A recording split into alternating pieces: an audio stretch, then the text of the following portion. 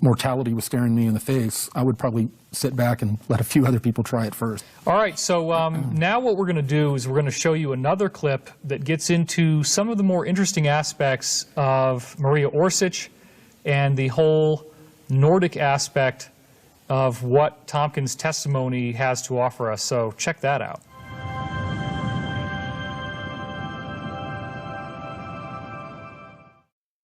So we had a young girl, Nordic, just outside of Germany. Some people talked to her, and they said, you are now involved in a new program, and you're going to have great support in this program. She had developed, I think she had 8 girls. They were continually talked to, telepathically, to go and design spaceships. The little blonde actually built them, and eventually 2 of those got over here in Area 51. But Germany found out about the blonde, took her over, stopped everything, and then got to this point where there was some sort of pressurized program by the SS to control that original group. Now, several times they did work together, but Hitler allowed them to operate independently of the whole SS program, the whole development. So we had 2 developments going on in Germany. The girls didn't want their vehicles to be used for anything else but travel. They were afraid that somebody would get a hold of it and they use it for military, which is, of course, what they got. But the girls finally ended up in Antarctica in the large facilities. In fact, the reptilians had 3 massive caverns. They let Germany use 2 small ones. But when you're talking about small, it's like as big as California. And so there's cities in both the extraterrestrial caverns and manufacturing everything that you would need on a planet. So then Hitler's group did the same thing. 4 years before the war was over, it was decided that the war could possibly be lost, but if we win it, we still need to get out of the area because the Allies are going to bomb us off of the Earth and there won't be anything here left for us. So they decided to move everything to Antarctica. Admiral Byrd, they're going to down there and they were going to take out the whole thing in 1 week. The top people in every area of the Navy, best aircraft, best ships, best weapons, everything. And 5 weeks later, things didn't look very good. When we got down there, they had decided they were going to have one thrust from the west side of Antarctica and then the opposite side coming into both of them towards the center of the continent. And so before we even got all the guys around, and I'm talking about big 4-engine flying boats, okay, and ships, battleships and destroyers and submarines and you name it. Before they got there, these fairly large, they were 100-foot diameter saucers, came up out of the ocean and took down everything. Now there's a misnomer on some documentations about the pictures of the photographs of some of the German UFOs. Many of the close-ups give you a real clear picture of the cross on them.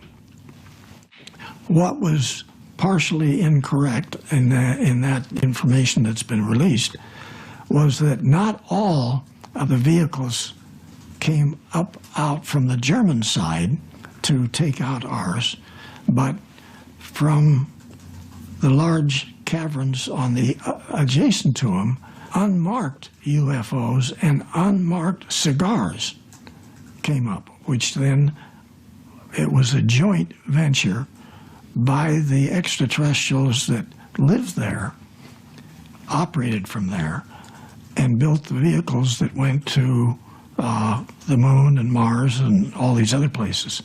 But we lost that war. Now, when he talks about Maria Orsic, we're dealing with what he said to be Nordics. Is your understanding that Maria Orsic was, in fact, a Nordic here on Earth and not a human born on Earth? No. My understanding was that she made contact with several groups, one of them being Nordics. Okay. And she was the conduit for the Nordic people that they were in contact with. So she may have looked like them, but she was born here. Yeah, every one of the people in her group, they were very beautiful. People would turn their heads if they walked by, you know, real long hair.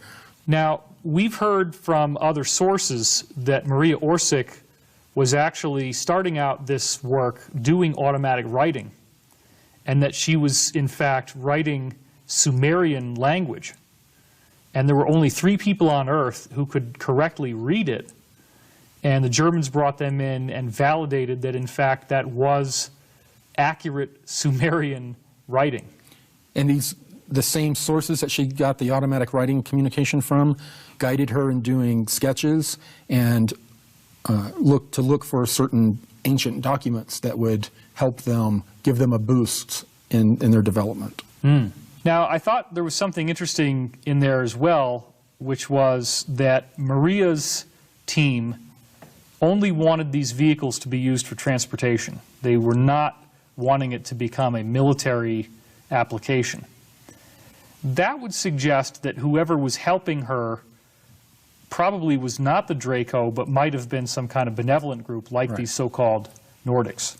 Right. So what are your feelings on that? Well, that's usually what happens. If a negative non-terrestrial or entity makes contact with leaders of a certain group, then very often, either through, like they did with Maria Orsic, or directly, face-to-face, the benevolent groups come in and warn them and try to give them pretty much a hippie love and peace message, you know, get rid of all your nukes and we'll give you all this technology to where, you know, extended life, you know, travel throughout the cosmos, everything.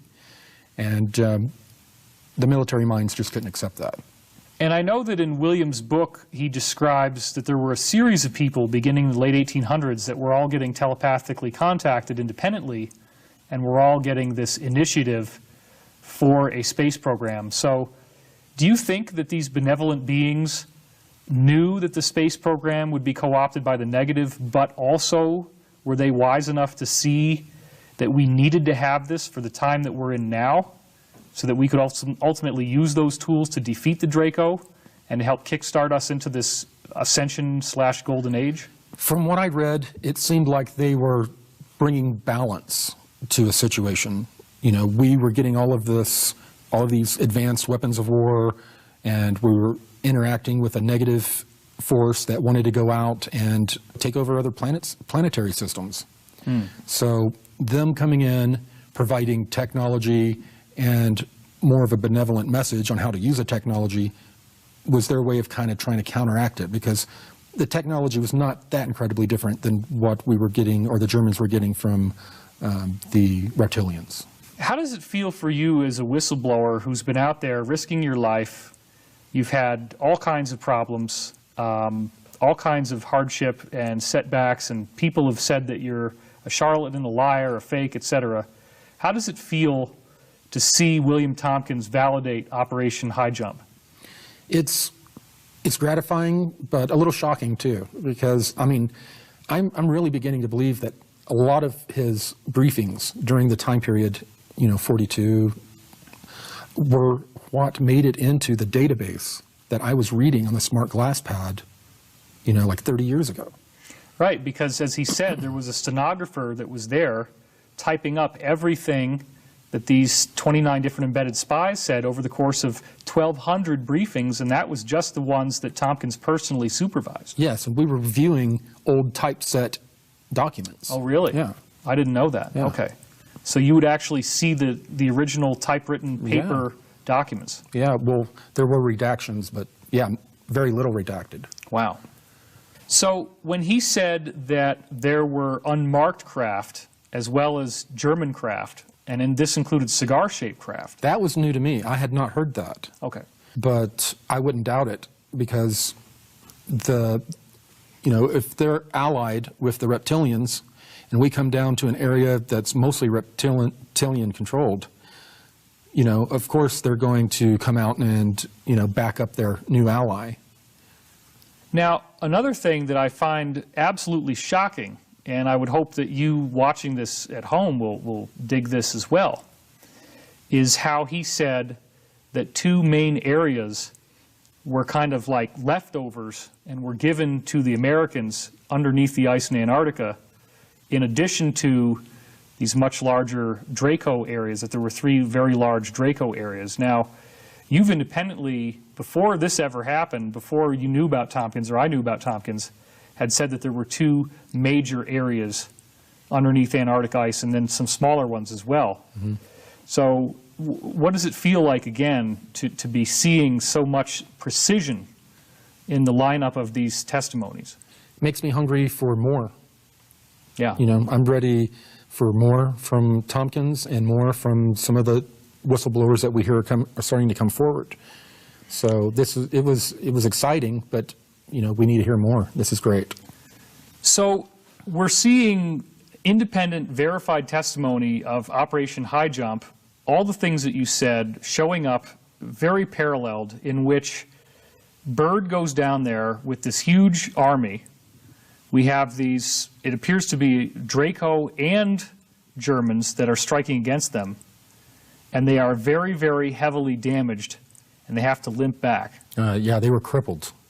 So this is really very tightly aligned with what you saw in your own briefings. Yes, and I guess I was reading what Tompkins and his group had reported. I just think it's important for people to understand, watching this at home, that I can't bring out some people that I know, but I have other folks who are saying exactly the same stuff that you've said, that Tompkins has said, that others have said. And it's when you get this many different sources that are all telling us the same thing that you now have veracity, you have proof.